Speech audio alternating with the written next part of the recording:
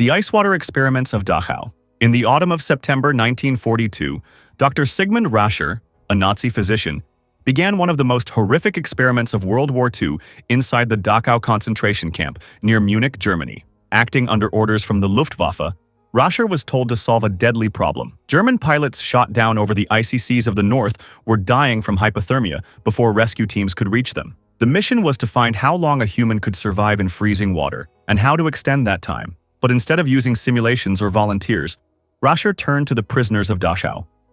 The preparations unfolded with a brutal, clinical precision.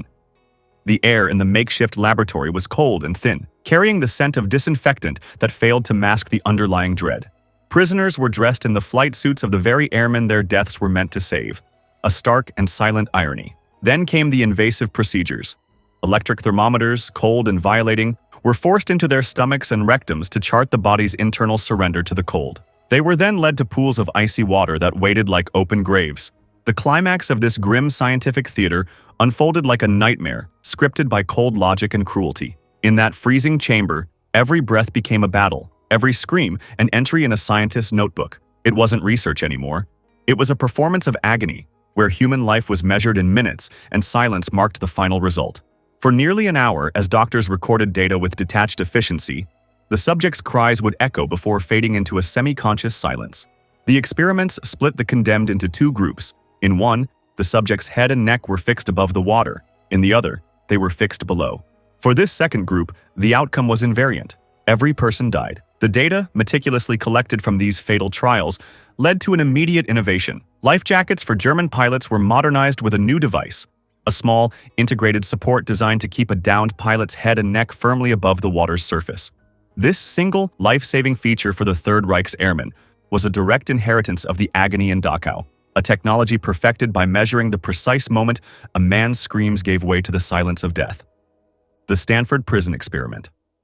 In the summer of 1971, psychology professor Philip Zimbardo gathered 24 college students in the basement of Jordan Hall, the psychology department building at Stanford University. He wanted to explore how quickly ordinary people could adapt to roles of power and submission. Each volunteer passed medical and psychological screening.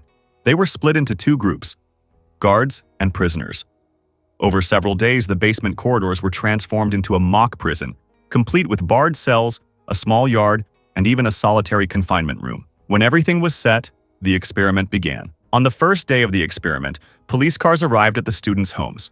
Acting officers handcuffed the prisoners, read their rights, and drove them to the mock jail. Inside, guards stripped them, deloused them, and dressed them in numbered smocks. The atmosphere changed immediately. Guards began calling prisoners by numbers, not names. The prisoners grew quiet. The illusion of control became real. By the second day, rebellion erupted.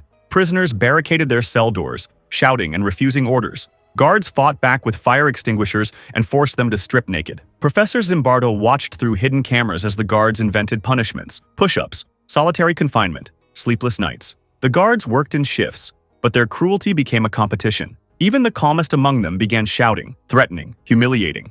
As days passed, the psychological toll deepened. One prisoner broke down in tears and begged to leave. Another screamed until he collapsed. The guards laughed and called him weak. Zimbardo, playing the role of prison superintendent, refused to stop the experiment. He said they could not leave until their sentence ended. By day 6, a graduate student named Christina Maslek walked into the basement, horrified by what she saw. She confronted Zimbardo, asking how far he would go. Only then did he realize the experiment had gone too far. He gathered the guards and prisoners, ending the study 2 weeks early. The Stanford prison experiment lasted just 6 days, but it revealed how quickly ordinary people could surrender to the roles of power and obedience. A mirror of human behavior that no one expected to look so real. MK-Ultra, the CIA's secret mind control project. In 1953, at the height of Cold War paranoia, the U.S. Central Intelligence Agency launched Project MK-Ultra, a secret campaign to control the human mind. The goal was simple, yet terrifying: to find a way to erase memories, force confessions, or impose obedience. Sidney Gottlieb, the project's leader, was a chemist known within the agency as the architect of psychological and chemical weapons. From the very beginning, MK-Ultra crossed every ethical line. Experiments were conducted on unwitting subjects in hospitals, prisons, and universities, often without their consent. The CIA used LSD, hypnosis, electroshock, sensory deprivation, and isolation to test how far a human mind could be pushed before it broke. One of its darkest branches was Operation Midnight Climax. The CIA set up hidden safe houses, including brothels in San Francisco, where hired sex workers secretly dosed clients with LSD. Behind one-way mirrors, agents observed how drugs could distort behavior and destroy free will.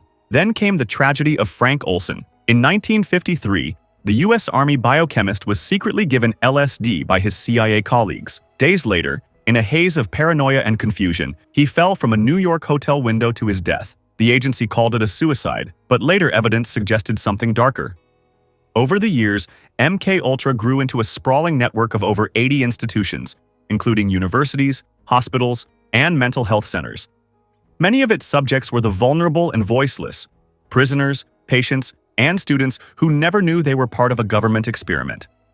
By 1973, as rumors of the project began to surface, CIA Director Richard Helms ordered the destruction of all MKUltra files. Most were burned, but a few boxes survived by accident, revealing just enough to confirm the unimaginable. MKUltra officially ended that year, but its shadow remains. It proved how far fear can drive those in power, and how easily science can turn into a weapon when conscience disappears. The Soviet sleep experiments.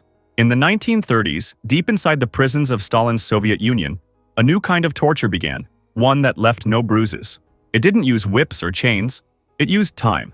The KGB discovered that if a person was kept awake long enough, their mind would break faster than their body. At first, Soviet scientists had studied sleep in laboratories. In the early 1900s, Dr. Marie de Manessan in St. Petersburg proved that animals deprived of sleep died within days. By the 1960s, Soviet neurophysiologists like Nikolai Grashchenkov and Alexander Vane were recording brainwaves and measuring how lack of sleep affected the nervous system. Their research confirmed one thing: without sleep, every living creature collapses. But outside the labs, that science turned dark. Soviet interrogators began using sleeplessness as a weapon. Prisoners in the Gulag were forced to stand for days, blinded by bright lights, their heads snapping up every time they tried to close their eyes. Guards rotated in shifts so the captive would never rest. One prisoner, Menachem Begin, later wrote that the desire for sleep became stronger than hunger or thirst. He would have signed anything just to be allowed to rest. In another case, a woman named Anna Skripnikova was kept awake until her blood pressure nearly killed her. Guards warned her, "We won't beat you, we'll just not let you sleep." Inside Soviet laboratories, researchers tried to understand why. They recorded how heart rate, memory, and emotions disintegrated after 2 or 3 sleepless nights. They found hallucinations, paranoia, and loss of identity. In animals, the brain itself began to decay. Sleep wasn't a luxury, it was life support. The Soviets had learned the truth that no scientist could escape. Sleep deprivation destroys the mind as surely as starvation destroys the body. It could make anyone confess, obey, or lose their sense of self. They proved that even without violence, the mind can be broken, not by pain, but by the simple, unbearable absence of sleep.